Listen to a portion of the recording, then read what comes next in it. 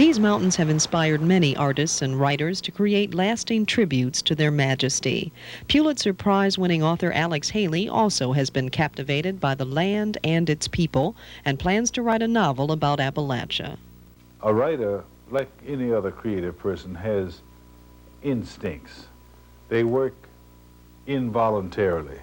You're not even thinking about it, but your instincts are at work, just like you in television or people in other things. And the more I moved around in East Tennessee, the more I began to feel book potential. It felt like a book.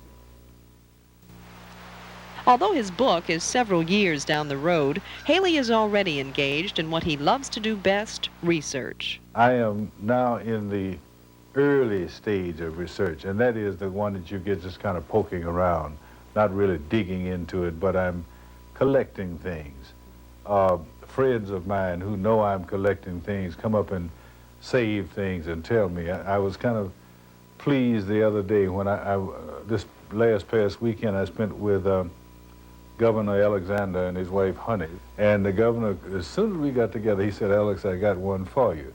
He said, "All mountain graves face east." And he said, now the reason is the mountain people know it is in the Bible that God, when he returns, will come from the east. And so none of the mountain people want to have their backs to God when he comes. So all mountain graves face east. And I immediately had that on my little notebook, and it's in there, and I assure you that somewhere in this book that will appear. But the main thread of his mountain tapestry will be a mountain grandfather who has already come alive in the author's imagination. I know he is bearded, big beard. He knows virtually everything you can know about the mountains, you know, the little things. He knows, I'm fascinated, for instance, with walking around with people who know the mountains and hear them, you know, tell you about why this leaf looks like that, or why the bark is like this here, or why that little animal does such and so forth.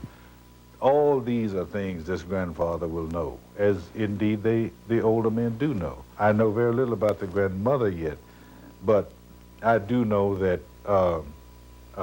she is going to be strong. Haley sees no problem in approaching a culture so different from his own roots. Above everything else, I'd like to think of myself, if I had to state an order of priority, as a writer. Now, after that would come a black writer. I happen to be black, you know. I wish that we could come, we human beings, into a time when we would be less concerned about if somebody was black or yellow or red or something other.